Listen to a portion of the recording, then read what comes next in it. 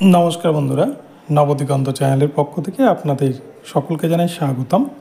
তো বন্ধুরা, আজকে সকালের গুড মর্নিং জানিয়ে আমি আবার একটি নতুন আপডেট আপনাদের জন্য নিয়ে উপস্থিত হয়েছি আমার নবদিগন্ত চ্যানেলে। তো এখন আমি আপনাদের জন্য যে আপডেটটি নিয়ে এসেছি সেটি হচ্ছে, এবারে কিন্তু রাজ্যের সমস্ত অযোগ্য শিক্ষকদের চাকরি করার দিন শেষ, এমনই কিন্তু কড়া নির্দেশ দিল কলকাতা হাইকোর্ট। তো কাদের উদ্দেশ্যে কোন বিচারপতি কী নির্দেশ দিয়েছেন এবং রাজ্য সরকারের উদ্দেশ্যে কী বার্তা দিয়েছেন, সমস্ত কিছু এই ভিডিওতে আমি আপনাদের দেখাবো। তবে তার আগে বলে রাখি, যারা প্রথমবার চ্যানেলটি ভিজিট করছেন, যারা এখনও চ্যানেলটিকে সাবস্ক্রাইব করেননি, আপনারা অবশ্যই চ্যানেলটিকে সাবস্ক্রাইব করে নেবেন, কারণ এই ধরনের আপডেট সবার আগে সর্বপ্রথমে কিন্তু একমাত্র নবদিগন্ত চ্যানেলেই পাওয়া যাবে। তো চলুন তাহলে আমরা এবার দেখে নিই যে এই মুহূর্তে ঠিক কী আপডেট উঠে আসছে অযোগ্য শিক্ষকদের নিয়ে। তো বন্ধুরা, এই মুহূর্তে পশ্চিমবঙ্গের সবথেকে বড় আপডেট যেটাই, পশ্চিমবঙ্গের বিভিন্ন শিরোনামে যেটা থাকছে সেটা কিন্তু হচ্ছে শিক্ষক নিয়োগ দুর্নীতি মামলা। কেননা শিক্ষক নিয়োগ দুর্নীতি মামলায় আপনারা দেখেছেন 26,000 শিক্ষকের চাকরি বাতিল হয়েছে, যেখানে কিন্তু অযোগ্য শিক্ষকের সংখ্যা রয়েছে। কলকাতা হাইকোর্টের পর্যবেক্ষণ অনুযায়ী 7,150 জন। তো সেই 7,150 জনকে আড়াল করতে গিয়ে এসএসসি কিন্তু পুরো 26,000-এর প্যানেলটাকে বিপদে ফেলেছে, যেটা ইতিমধ্যেই সুপ্রিম কোর্টে বিচারাধীন অবস্থায় রয়েছে।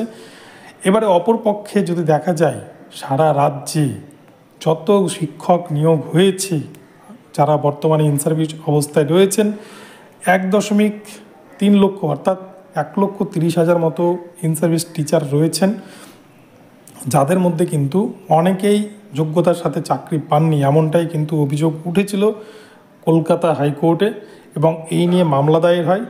প্রসঙ্গত বলে রাখা ভালো, মুর্শিদাবাদের একটি স্কুলে একজন প্রধান শিক্ষক তার ছেলেকে সেই স্কুলে বেআইনিভাবে ক্ষমতার জোরে চাকরি পাইয়ে দিয়েছিল, যেটা নিয়েই কিন্তু মামলা দায়ের হয় কলকাতা হাইকোর্টে। এবং সেই মামলাকে কেন্দ্র করেই বিচারপতি বিশ্বজিৎ বসু নির্দেশ দিয়েছিলেন যে প্রতিটা স্কুলে যারা যারা চাকরি করছেন গোটা পশ্চিমবঙ্গ জুড়ে, সারা রাজ্য জুড়ে প্রায় 1,30,000 টিচার রয়েছে, সবার কিন্তু ডেটা তিনি চেয়ে পাঠিয়েছিলেন।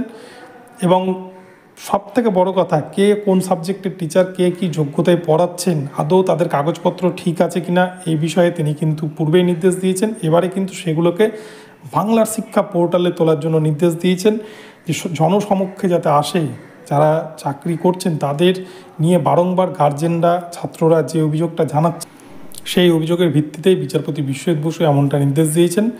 এই অভিযোগের ভিত্তিতে তিনি যে নির্দেশ দিয়েছেন, এখানে বাংলা শিক্ষা পোর্টালে যে সকলের ডেটা আপডেট করার কথা বলা হয়েছে, এর দ্বারা কিন্তু ভবিষ্যতে যারা পড়াচ্ছেন তারাও যেমন সমস্যায় পড়বেন না, এবং যারা পড়ছেন বা যাদের ছেলেমেয়েরা পড়ছে তারাও কিন্তু যে কোনো কোয়ারিজ তারা ইন্টারনেট থেকে বের করে দেখে নিতে পারবেন। এই জন্যই কিন্তু বিষয়টাকে সরলীকরণ করার জন্য এই পন্থা অবলম্বন করতে চলেছেন বিচারপতি বিশ্বজিৎ বসু। তো উনি কি বলেছেন আমরা একটু দেখে নেব এই মুহূর্তে। Notice will do. Please don't disturb. Bring him. It is joke. Second. তো আপনারা দেখলেন বিচারপতি বিশ্বজিৎ বসু তিনি কিন্তু ভীষণ কড়া ভাষায় কথাটি বলেছেন, এবং 2 সপ্তাহের মধ্যে সমস্ত শিক্ষক প্রাথমিক থেকে উচ্চ মাধ্যমিক লেভেল পর্যন্ত, অর্থাৎ 1 থেকে 12 অবধি যারা রাজ্যের বিভিন্ন স্কুলে শিক্ষকতা করছেন, তাদের সমস্ত ডেটা, তাদের সাবজেক্ট, তাদের কোয়ালিফিকেশান সহ সমস্ত কিছু কিন্তু বাংলা শিক্ষা পোর্টালে আপলোড করতে হবে, এমনটাই নির্দেশ দিয়েছেন বিচারপতি বিশ্বজিৎ বসু।